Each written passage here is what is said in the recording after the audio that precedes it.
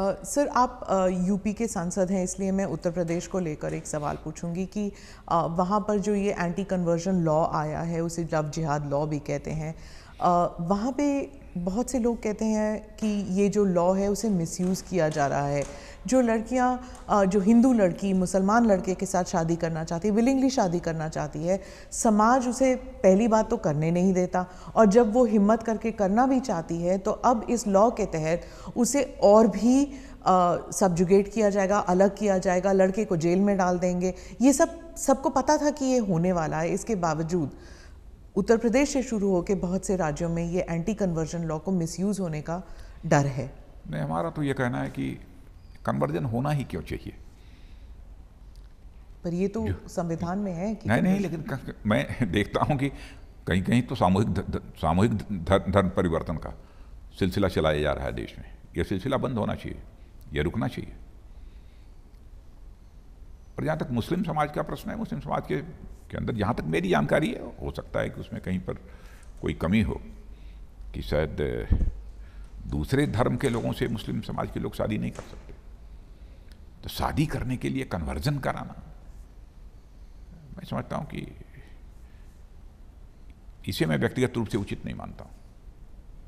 पर उसका हक होता है, मतलब अगर कोई करना चाहता है, कन्वर्ट करना चाहता, और कुछ ऐसे केसेस आए हैं जहां पर लड़की कन्वर्ट नहीं करना चाहती और हो भी नहीं रहा। आपने बहुत सारे मामलों को देखा होगा कि फोर्सफुली, जबरन, लालच देकर भी धर्म परिवर्तन कराया जाता है। कहीं कहीं ऐसे भी मामले आए हैं। जब ऐसे इस दोनों को स्वाभाविक रूप से शादी होना और जबरन अथवा लालच देकर धर्म परिवर्तन करा के शादी करना है, दोनों में बहुत बड़ा अंतर है।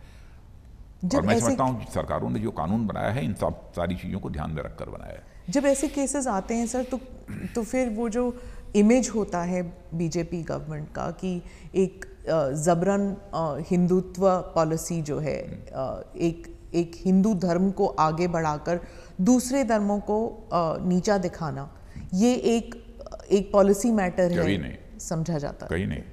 मैं तो ये मानता हूँ जो सच्चा हिंदू होगा वह जाति, पंथ अथवा मजहब के आधार पर कोई भेदभाव नहीं करेगा, कभी नहीं करेगा। क्योंकि हमारे धर्मशास्त्र भी इस बात की इजाजत नहीं देते कि जाति, पंथ अथवा मजहब के आधार पर कोई भेदभाव किया जाए। 1916 क्योंकि दुनिया का इकलौता देश यह भारत है जिसने भारत की सीमा में रहने वाले लोगों को ही नहीं बल्कि पूरे विश्व की धरा पर रहने वाले लोगों को अपने परिवार का सदस्य मानते हुए वसुधैव कुटुंबकम, यानी the whole world is a family, यह मैसेज देने का काम दुनिया के किसी एक देश ने किया है तो भारत ने किया है, दुनिया के और किसी देश ने नहीं किया है। इसलिए जाति, पंथ और मजहब के आधार पर हम भेदभाव नहीं कर सकते। हमारे लिए हिंदू, मुस्लिम, ईसाई, पारसी जितने हैं सभी भाई भाई हैं जी। जो भी भारत माता की कोख से पैदा हुआ है।